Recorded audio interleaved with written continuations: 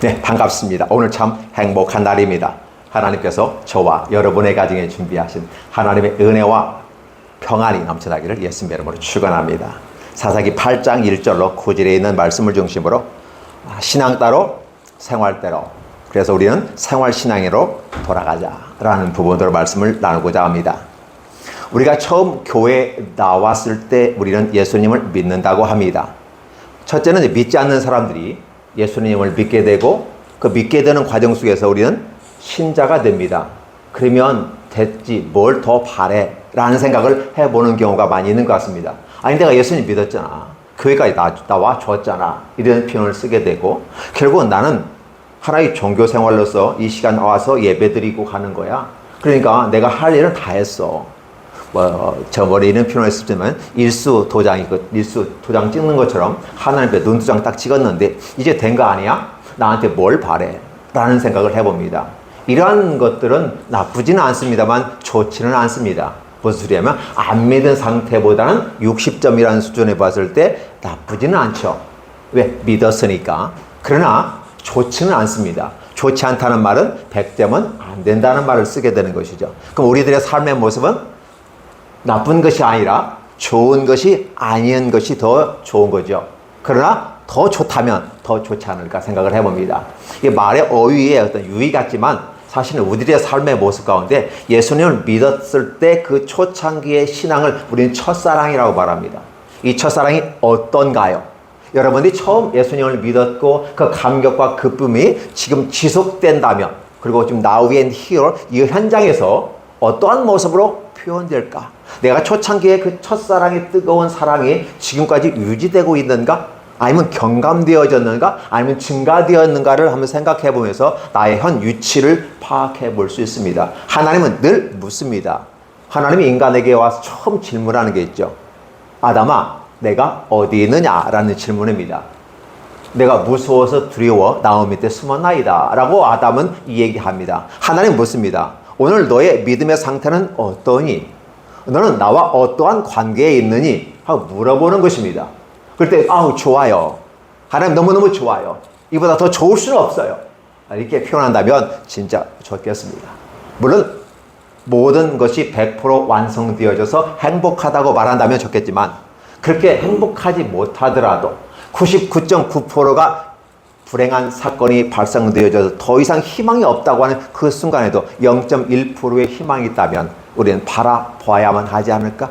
세상은 그것은 의미가 없어, 이미 게임 끝났어, 엎어버리자라는 말을 합니다. 그러나 우리가 0.1%의 희망을 거는 것은 어디에 있기 때문에, 무엇에 근거해서 희망을 잡아볼까를 생각해 봅니다. 여러분의 삶은 소중합니다. 앞으로 100세까지 과학 발달로 말미암아 원래는 80까지 사는 거죠. 조금 플러스 마이너스 했어요. 그런데 이제는 그게요, 과학의 발달로 100세를 기준해서 삽니다. 90은 기본이더라고. 장례시장에 가보니까 기본 90은 살면 그래도 살 만큼 사는 것 같아 라고 말합니다. 그러니까 100세를 넘어가면 어떻게 돼요? 와, 대단해, 이렇게 생각하고 하나님의 축복 속에 있었어 라는 것이죠. 그럼에도 불구하고 건강한 삶을 살다가 건강한 육체 가운데서 건강한 정신을 가지고 믿음을 갖고 살아가며 하나님께 영광을 돌리고 하나님 품에 안긴다면 이보다 더 좋을 수는 없는 거 아닌가, 이런 생각해 봅니다. 그래서 저는 여러분이 하나님을 처음 만났을 때 그 첫사랑의 뜨거움이 어느 정도였는가, 그 온도계로 쟀을 때 100도를 기준했을 때 그때 나는 몇 도였는가를 한번 생각해 보십시오. 물론 사람에 따라서 뜨겁게 모습으로 다가오는 경우도 있습니다. 불같은 성령의 역사로 막 뜨겁게 예수님을 영접한 경우도 있을 겁니다. 아니면 어떻게 돼요? 비둘기 같이 순전하게 부드럽게 오는 경우도 있습니다. 다양한 방식의 모습으로 여러분 구원을 받았을 겁니다. 어떤 절대적인 기초와 기준은 없습니다. 중요한 것은 방식은 다르지만 저와 여러분의 마음속에 새로운 세계가 열렸다라는 표현이고, 이를 또 다른 표현하면 우리는 성령의 우리들의 마음에 접붙임이 되었다라는 거예요. 저와 여러분의 마음속에 접붙임이 된 것입니다. 내가 붙인 것도 아니야. 성령께서 우리의 마음을 열어버리고 하나님의 나라를 갖다 접붙임으로 말미암아 우리가 새로운 세계가 열렸는데 전혀 경험하지 못한 세계가 열립니다. 개암나무라는 나무가 있는데 이게 쓸모없는, 열매도 먹을 수 없는 그런 거 되거든요. 그런데 거기에다가 접붙임하게 되면 좋은 모습이 나타나는 것입니다. 원래의 모습은 그대로 같이 가요. 그런데 접붙임했을 때 이 접붙임의 그 줄기에 있는 그 열매는 좋은 열매가 맺히더라는 것입니다. 같은 나무 밑에서 뿌리가 수액이 올라옴에도 불구하고 이쪽 나무는 열매가 좋고 이쪽은 여전히 동일하더라는 것입니다. 그러면 농부의 입장에서는 어떻게 돼요? 더 좋은 열매를 맺혀서 나쁜 가지, 열매 맺지 못하는 가지, 그러면 잘라버리지 않을까? 물론 전지작업이라는 말을 농업을 하시는 분들은 이 얘기를 합니다. 가지를 잘 쳐줘야, 그죠? 선택이다. 그죠? 선택을 잘 해야 되는 건데, 결국은 소비적이고 낭비적이건 그런 것은 다 잘라버리는 것이죠. 하나를 키우다도 제대로 키우면 더 좋은 상품성 있는 가치가 있는 거다라고 생각을 해봅니다. 그래서 우리는 이제 달라졌습니다. 우리의 기초는 어디입니까? 이 땅에 기초를 둔 것 같이 느껴집니다. 이 땅에 두 발을 디디고 살아야 되고 육체를 가졌습니다. 그럼에도 불구하고 저와 여러분의 마음속에 그 생각 속에 하나님은 생체계를 내시고 하나님의 나라를 쑥 접목시켜 놨습니다. 그러다 보니까 저와 여러분들은 새로운 세계가 열렸습니다. 이 세계가 첫사랑입니다. 그게 물같이 부드럽게 오는 경우도 있지만 그러나 강렬하게 오는 경우도 있더라는 것입니다. 어떠한 방법이든 간에 우리는 구원을 얻었습니다. 여기 앉아 계신 분들은 다 그러리라 믿어집니다. 자, 그렇다면 우리는 새로운 희망과 능력으로 살아가는 것 아닐까요? 이 사랑을 우리는 받았을 때 순종하는 자세가 됩니다. 근데 여전히 이러한 거에 대해서 거부하는 사람들이 있습니다. 내 안에 상책이 되는 것을 싫어합니다. 하나님의 나라를 받아들이는 걸 싫어합니다. 받아들이지 못했을 때 그는 여전히 자연 그대로 상태에 있다가 그대로 있다가 갑니다. 의미가 없죠? 왜? 이 자연 그대로 돌아간다는 개념은 심판의 대상이 된다는 것이고 새로운 세계를 받아들였을 때는 하나님은 그에 대한 합당한 복을 주신다는 것입니다. 그래서 예수 믿는 사람들에게는 이러한 것을 우리는 순종이라는 단어로 정리해 볼 수가 있습니다. 하나님 안에서 진정한 순종이 우리에게 있습니다. 기쁨과 즐거움이 있습니다. 그래서 이 새로운 세계가 펼쳐지는 데는 마음이 열려지는 것이다. 오픈 마인드가 돼야 되죠. 관점이 좀 달라져야 된다는 것입니다. 땅에 기초를 두고 두 발을 들이고 땅만 바라보는 관점에서 이제는 하늘을 바라보면서 하늘에서 무엇이 우리에게 내려올까를 생각하고 하나님은 우리에게 무엇을 주실까를 바라보면서 그분을 바라보는 겁니다. 마치 노아 방주에 문이 몇 개가 있었다? 하나밖에 없었다. 근데 그분은 하나님이 닫으면 열 자가 없고 열면 닫을 자가 없는 그 문이라고 말하고 그 다윗의 키를 주신 분이 하나님이다. 그리고 한 가지 창을 냈는데 그 창은 옆에 창이 아니라 위에 창이었다. 아마 비가 새지 않았을까 생각해 봅니다. 아니 비가 새지 않게 해서 이렇게 막았는지도 모르겠어요. 어쨌든 천정이 위에 나왔습니다. 그 말은 무엇을 말할까? 세상에 암울하고 힘든 모든 것들을 우리가 바라보지 않기를 하나님은 원하시는 것 같습니다. 왜 노아의 방주에 옆에 창이 만들어지지 않았을까? 하나님은 그것도 사랑이라고 표현해 봅니다. 하나님이 심판하실 때 이 세상의 모든 것들을 바라보면 사람이 미쳐버립니다. 왜냐하면 어떻게 하나님이 이 세상을 심판하는지를 사람이 안 보는 게 좋아요. 그 안 좋은 현상을 바라보는 거 우리는 트라우마라고 하잖아요. 마음에 상처가 있습니다. 그래서 우리들은 좋은 것 보기를 하나님은 원하시기 때문에 아예 원초적인 부분 속에서 다 차단시켜 버렸습니다. 그래서 세상이 심판되고 험악한 것을 안 보고 살아간다면 더 행복하지 않을까요? 저는 여러분이 이 땅을 살아가면서 한평생 살아가면서 험한 꼴 보지 않기를 원합니다. 만나도 좋은 사람, 순전한 사람 만나고 하나님이 예비된 사람을 만나갔으면 좋겠습니다. 그러나 세상은 그렇지 않는 것 같습니다. 내가 만나기 싫은 20%의 사람들을 만나게 됩니다. 그 20%는 나를 대적하고 주는 것 없이 미워온 사람도 있어요. 그런 사람들을 만나면 내가 아무리 좋은 말을 하고 내가 아무리 선한 착한 일을 하더라도 곱게 받아들이지 않고 탁탁 거절합니다. 지가 잘났으면 얼마나 잘났어? 지가 하면 얼마나 하겠어? 끝까지 하겠어? 뭐 하다 멈추겠지. 결코 좋지 않는 눈으로 바라봅니다. 그러면 내가 착한 일을 하고도 상처를 입기 때문에 내가 이런 소리 들으면서까지 착한 일을 해야 돼? 내가 이런 일을 하면서도 내가 예수님 믿어야 돼? 나 참 못하겠어 라고 포기해버리는 사람이 있습니다. 세상의 악을 바라보고 실망하지 마시기 바랍니다. 그리고 아울러 세상에 나쁜 짓 하는 과정 속에 있는 사람들이 잘 되는 꼴을 보면서 어떻게 저렇게 나쁜 짓 하는 사람이 잘 된단 말이야? 라고 생각하면서 포기해버릴 수도 있습니다. 하나님은 오늘 이 시대에 우리에게 지옥을 이야기합니다. 근데 지옥은 하나님께서 말씀하시는 게 아니에요. 단지 하나님을 바라보지 않는 사람들이 자발적이고 자동적으로 가는 것이 지옥입니다. 그게 불못 지옥인데 이곳에는 우리가 바라보지 않기 원합니다. 성경은 이걸 강조하지 않아요. 근데 어떠한 분들은 이 지옥을 굉장히 강조하고 두렵고 떨림으로 만듭니다. 무섭게 만듭니다. 너희가 내 말 듣지 않으면 지옥에 갈 거야 라고 말합니다. 그런데 정상적인 방식으로 지옥을 얘기하면 괜찮은데 한 사람이 교주가 되고 총재가 되고 스스로가 예수가 되어져서 그렇게 얘기합니다. 나를 거치지 않고서는 이곳에 벗어날 수 없어. 이렇게 말하면서 지옥을 얘기하더라는 것입니다. 그래서 성경은 이걸 강조하지 않아요. 왜냐하면 지옥은 하나님의 백성에게 구원받은 사람에게 속하지 않은 것입니다. 베드로가 예수께 묻습니다. 저 가룟 유다 어떻게 됐나요, 예수님? 예수님께서 말씀하십니다. 네가 그와 무슨 상관이 있느냐? 그는 제갈 길로 갔거니와 그는 예비된 길로 갔다. 지옥이다. 근데 내가 스승의 입장에서 내가 그가 지옥 갔다고 말하는 것 자체가 굉장히 나도 부담스러워. 나도 불행한 것 같아. 내가 12를 택했는데 그 중에 하나가 지금 지옥 갔단 말이야. 어떻게 보면 세상 사람들은 나를 실패한 인생이라고 볼 수 있어. 하나님의 아들이라면서 메시아라면서 그런데 그 12 중에 하나도 제대로 못 건디단 말이냐? 라고 말한다면 나도 부담스러워. 묻지 마. 괴로워. 왜? 힘든 거예요. 사랑했던 가룟 유다가. 그래서 특별히 더 사랑했어요. 나머지 사람들은 북부 사람들인데 가룟 유다만 남쪽 사람이야. 지역적인 그래서 예수님이 더 가까이 했는지도 몰라요. 왜? 잘 좀 융합해서 해보라고. 그런데도 불구하고 자신의 욕망과 자신의 계획에 맞지 않을 때 예수님을 스승임에도 불구하고 팔아버리는 이러한 모습들을 바라보면서 아, 제 갈 길로 갔구나 라는 생각을 해보게 되는 거죠. 그래서 베드로에게 묻습니다. 너는 저와 함께 있기를 원하니? 묻습니다. 아닙니다. 라는 거예요. 그는 제 갈 길로 갔기 때문에 너는 생각하지 마. 네가 그걸 보는 순간 넌 상처받을 수 있어. 너와 함께 파트너였고 동역자였잖아. 근데 그가 지옥에 갔단 말이야? 어쩌란 말이야? 라는 거죠. 너는 그쪽을 바라보지 말고 차라리 이쪽을 바라봐. 이쪽이 어떻게요? 내가 이끌어가는 이쪽이야. 하나님의 나라를 바라보고. 사람은 바라보는 세계가 360도로 시야를 통해서 바라볼 수 있습니다. 근데 내가 볼 수 있는 게 있고 보지 못하는 게 있어요.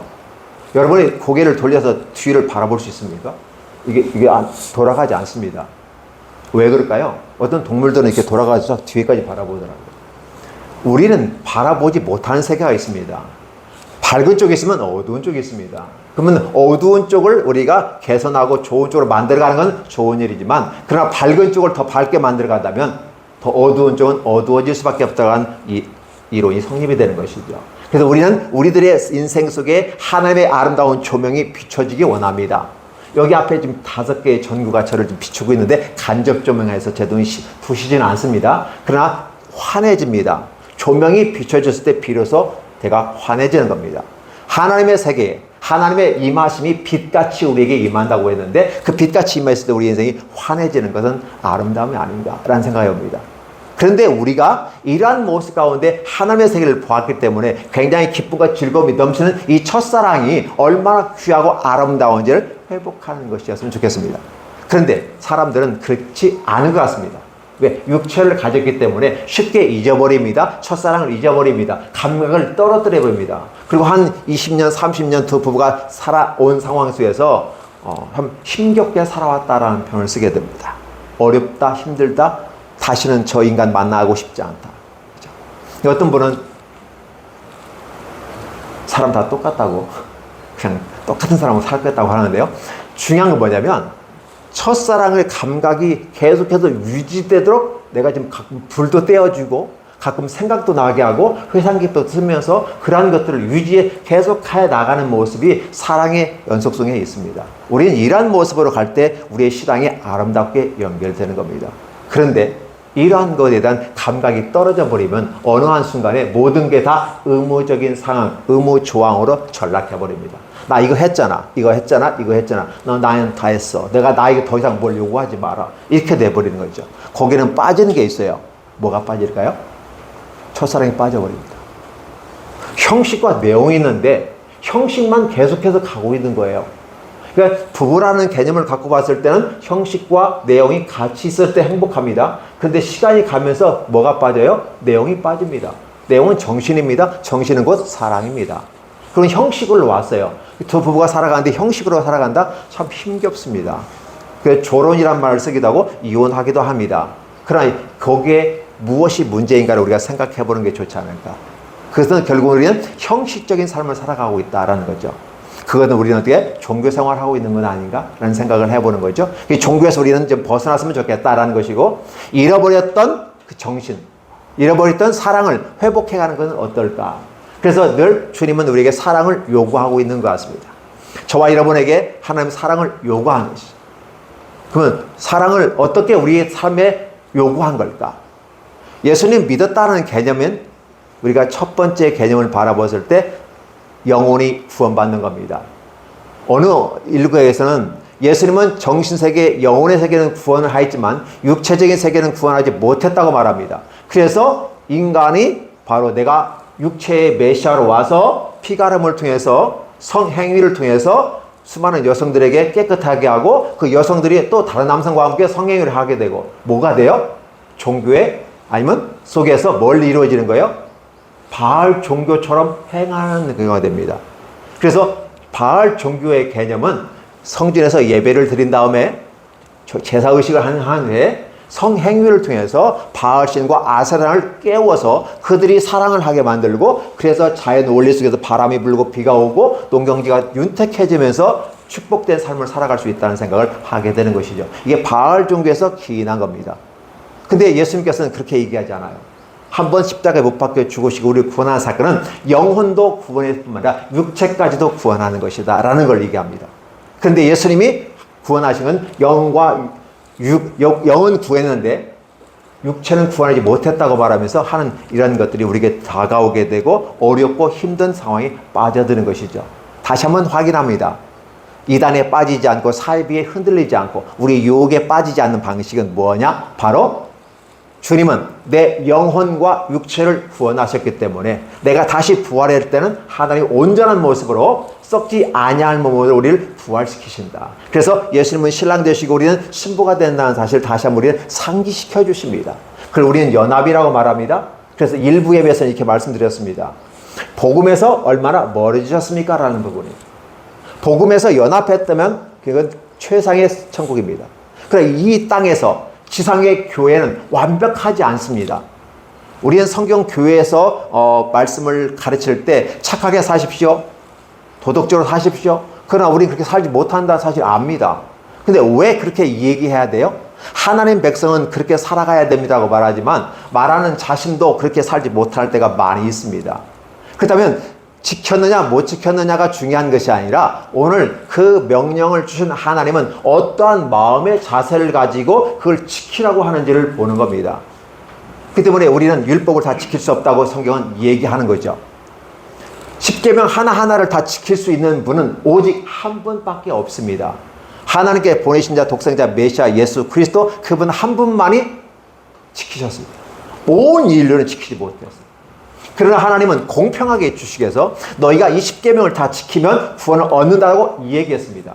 그러나 다 지킬 수가 없다는 사실이죠.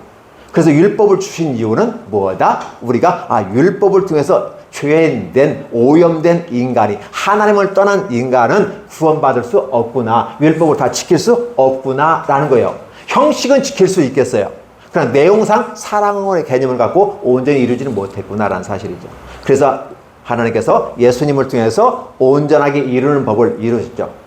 십자가에 못 박혀 죽으심으로써 자기 사랑을 내어 주셨습니다. 그래서 우리에 대한 사랑을 확증하셨다고 로마서 5장 8절에 분명하게 기록하고 있는 걸 바라보면 하나님은 영과 육을 완전히 우리를 구원하셔서 이끌어 가시는 거라는 생각하게 되는 거죠. 이러한 삶을 살아가는 저와 여러분들은 어떻게 될 것인가 라는 부분이에요. 그러면 내가 구원받았습니다. 그럼 구원받으면 모든 예수 믿는 사람들이 다 구원받았잖아요. 그러면 더 이상 뭐지? 라는 거죠. 구원 자체가 복입니다. 첫 번째 복이 우리가 구원받았다는 것이에요. 두 번째는 어떤 모습일까요? 복받은 사람은 그 하나님과 연합이 됐다는 개념이에요. 내가 뭘 받았어. 내가 뭐가 잘 됐고 내 아들이 뭐가 되고 다 됐어. 이렇게 표현해서 복받았다고 하는 것이 아니라 진짜 성경에서 복은 하나님과 연합이 되어진 상태가 복인 것이죠. 그러면 이렇게 연합이 된 사람에게는 모든 것이 만사 오케이라는 거예요. 근데 연합이 되지 않은 상태에서 돈이 많고 지식이 많고 성공하고 출세하고 이것만 받아서 잘 됐다고 말하면 어느 한순간에 부셔져 버립니다. 그래서 우리가 복받았다고 성경에서 얘기하는 것은 바로 연합된 상태예요. 주님이 우리에게 오신 상태에 내가 수용하고 모셔서 함께 연합된 상태로 계속 지속적으로 가는 것, 첫사랑을 유지해 가는 것, 이게 복입니다. 그러면 그 다음에 뭐가 생겨요? 당연히 준비된 것들이 오게 됩니다. 이게 정상적이고 성경적이다라는 거 보는 거죠. 그렇게 된 사람들에게는 당연히 어떤 모습이 날까요? 내가 주님을 위해서 어떻게 할까요? 되게 부부가 결혼하게 되면 어떻게 되나요? 아내는 남편에게, 남편은 아내에게 무엇을 더 해줄까를 생각해 봅니다. 내가 어떻게 하면 아내를 기쁘게 할까? 내가 어떻게 하면 남편을 기쁘게 할까를 생각합니다. 그 기쁘게 하는 것을 위해서 내가 헌신하게 되고, 또 그 받아주는 사람이 좋은 반응을 보이면 더 기쁘겠죠. 이런 과정들을 우리가 생각해 가면서 우리의 믿음도 만들어 갈 수 있는 것입니다. 그래서 오늘 저와 여러분들은 이제 하나님과의 관계 속에서 아름답게 연합된 그 모습을 다시 한번 표현해야 됩니다.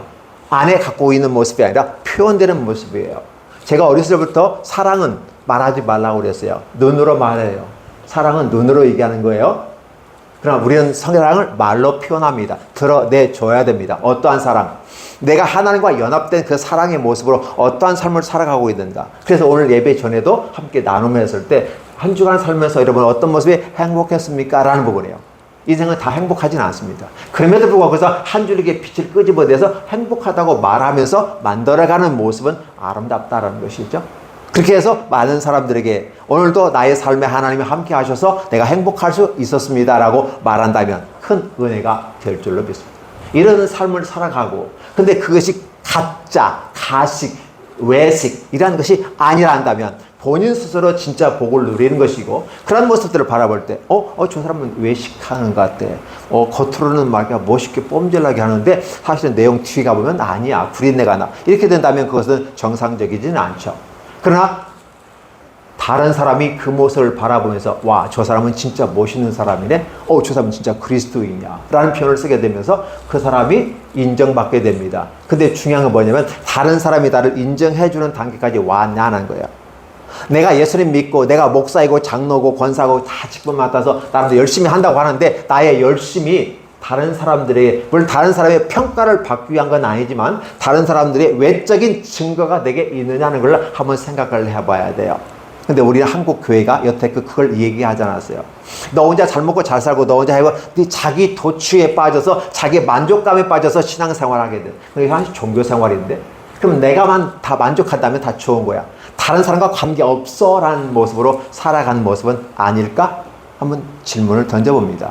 그렇다 보면 오늘 우리가 생각해 주시는 것은 남은 나에게 어떤 평가를 내리는가를 생각해 봤으면 좋겠어요.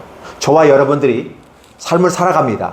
기독인으로서 삶을 살아갑니다. 그런데 다른 믿지 않는, 특별히 믿는 사람은 그래도 끼리끼리라고 해서 같이 칭찬도 해주고 격려도 해줍니다.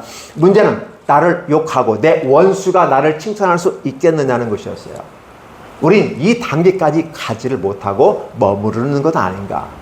그래서 결국 우리의 삶은 신앙생활로 연결되지 못하고 있다라는 거예요. 신앙생활을 하는데 생활신앙인으로서 삶을 살지는 못하고 있다. 말이 좀 말장난은 같이 느껴질 수도 있습니다. 생활신앙입니다. 이 생활신앙이라는 것은 예수는 믿지 않는 사람이 신앙생활합니다. 예배생활합니다. 기도생활합니다. 그렇죠? 이웃을 돕습니다. 이게 이제 우리가 기본적으로 신앙생활인데, 이 신앙생활은 내 삶과 따로 분리되는 것처럼 느껴질 때가 많습니다. 오늘 예배 끝나고 저분을 나가는 순간 도장 찍었어? 눈도장 찍었어? 그렇게 얘기하면서 나가는 순간 자연인의 모습으로 돌아가 버린다면 의미가 없다는 거죠. 여전히 그 사람은 신앙생활하고 아니 종교생활로 멈춰 있다는 거죠. 그러면 진짜 신앙생활은 뭘까? 종교생활이 아닌 진짜 신앙생활은 삶과 연관된 삶이라는 거예요. 내 삶 속에서 신앙이 묻어나야 돼요. 어떤 사랑이 묻어나요? 내가 내 남편과의 관계 속에 사랑이 묻어나서 다른 사람에게 보여줄 때 다른 사람이 나를 칭찬하는 모습으로 내가 갈 때 내가 행복해지는 거죠. 내가 진짜가 느껴지는 것입니다. 그런데 우리 기독교인들이 생각할 때 바로 그 점을 착안해야 하셔야 돼요. 여태껏은 우리는 자기 만족, 자기 도취, 내 욕망, 내가 나에서 자기 만족의 신앙생활을 하고 있었다라고 감히 결정을 한번 결론을 내려본다면 어떨까? 동의하십니까? 우리는 그렇게 사실 해온 것이었습니다. 그러니까 외부에 대한, 그래서 그렇다 보면 외식적으로 살아야 되겠네요. 아닙니다. 라면 박스 하나 갖다 놓고 사진 찍으려고 하는 그런 모습들은 기부하면서 그냥 기부하려면 좀 많이 하잖아요. 그렇죠? 라면 값도 많이 올랐습니다. 안 하는 것보다는 좋습니다. 라면 값이란 말을 쓸 때는 옛날 싼 가격이 낮은 그걸 얘기했을 때 라면 값을 얘기하는 거고요. 그래서 우리 이런 모습을 한번 바라봤으면 좋겠다. 외부인이 우리를 봤을 때 칭찬받을 만한 이런 삶의 모습으로 우리를 갖고 가는 거죠. 여기가 이제 생활신앙인으로 바뀌는데 이게 어렵습니다. 그렇죠? 그래서 내 말과 행동들이 달라져야 돼요. 그래서 내가 예수님을 믿었다고 하는 개념은 바로 내가 달라졌다는 게요. 여러분 뭐가 달라졌나요? 예수님 믿고 뭐가 달라졌어요? 달라질 거 없어요. 외모 그대로 있고요. 내 삶 그대로 있어요. 거의 바뀐 게 없어요. 근데 달라진 건 뭐냐면 내 생각이 달라집니다. 예수님 믿는 사람은 생각이 달라지는 거고 생각이 달라졌다는 개념은 내 삶으로 드러나줘야 됩니다.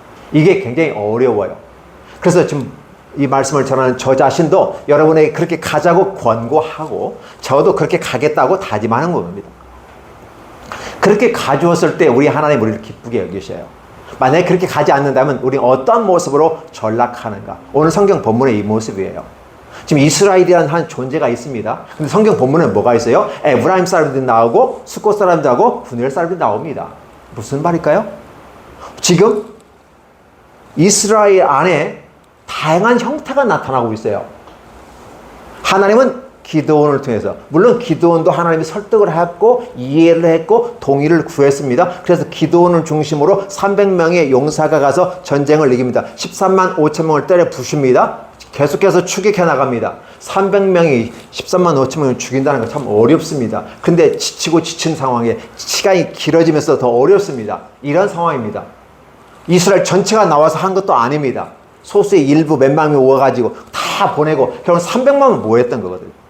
근데 승리가 확정됐습니다. 승리가 정해졌습니다. 이때였습니다. 결국은 뒷정리해야 되는 상황 속에서 에브라임에 초청을 했고 에브라임이 반응을 했습니다. 그래서 오렙과 스웹을 붙잡았고 그를 죽이는 상황이 발생합니다. 근데 문제는 뭐냐면 완벽하게 전쟁이 끝나지도 않은 상황 속에서 에브라임 사람들의 행위는 지금 그 와중 속에서 300명은 계속해서 전투하는 그 와중 속에서 와가지고 왜 너 나 안 불렀어? 처음부터 왜 안 불렀어? 내가 이스라엘 지파의 장자 아니냐? 근데 왜 나를 안 불렀어? 사실 불러도 오지 않을 상황이에요. 왜 그랬을까요? 그들은 현실에 주어진 이 환경을 통해서 따지는 사람들이었어요. 내가 어떻게 해야 이 가운데 내가 존귀 장자로서 어떤 대접을 받을 수 있을까? 거기에 관심이 있었던 거죠. 장자면 지금 이런 문제가 발생하면 바로 즉각적인 부분에서 그 문제를 해결할 수 있어야 되는데 해결하지 못하고 오히려 기드온에게 따집니다. 네가 왜 우리 안 불렀어?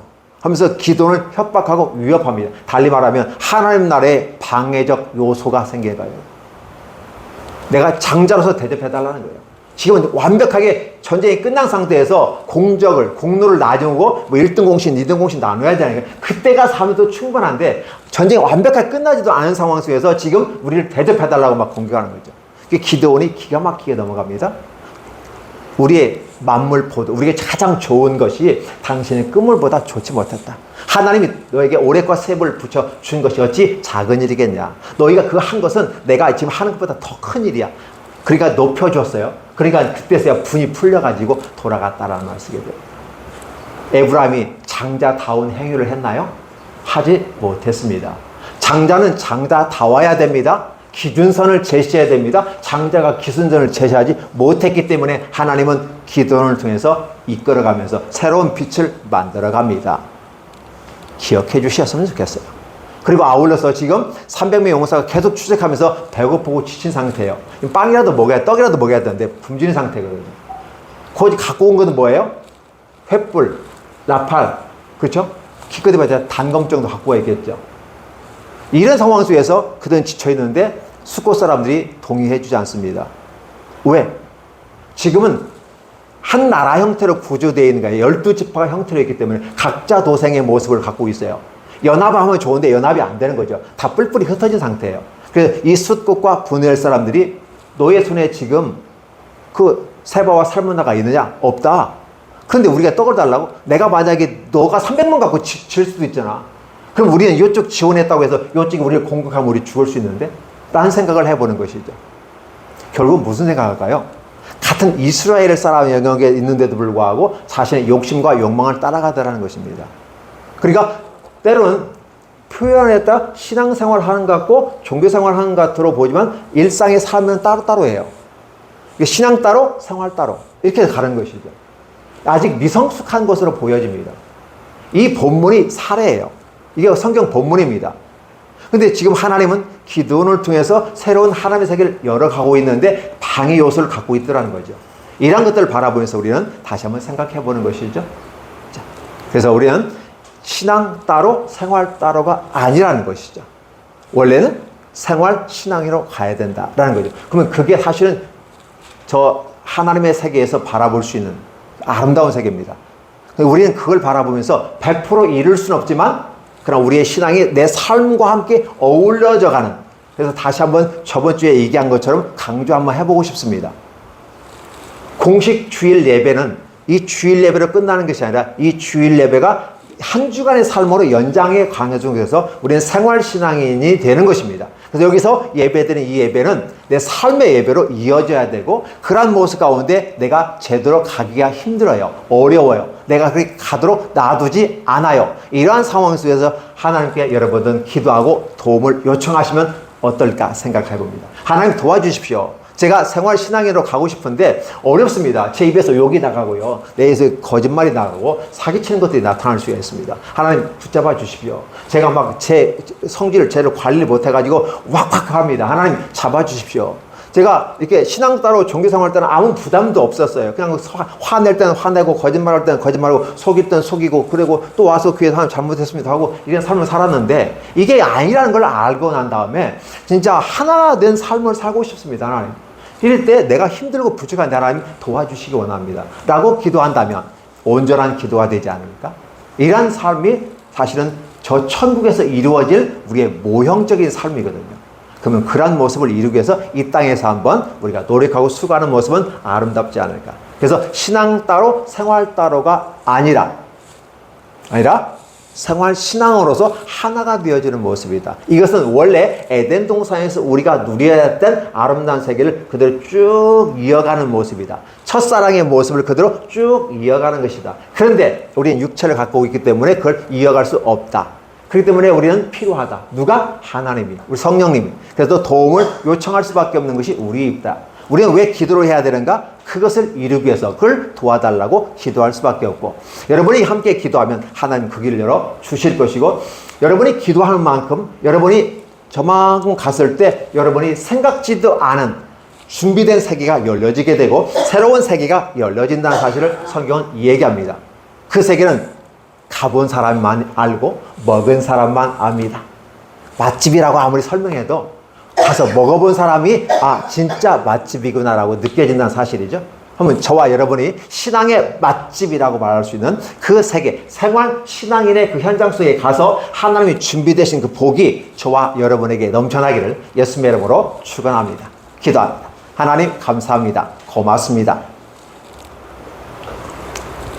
우리 모두에게 하나님의 놀라운 사랑과 은혜를 말미암아 신앙 따로 생활 따로가 아니라 생활 신앙인으로서 하나님이 준비된 아름다운 세계를 한 발짝 두 발짝 더 내 앞서 준비하신 하나님의 아름다운 세계를 바라보며 한 발짝 한 발짝 걸어가는 아름다운 모습이 되게 하시고, 서로 그렇게까지 가지 못한다 할지라도 한 발짝 하다가 넘어진다 할지라도 하나님 노력하고 도전해 볼 수 있는 아름다운 마음과 생각이 있게 하여 주시옵소서.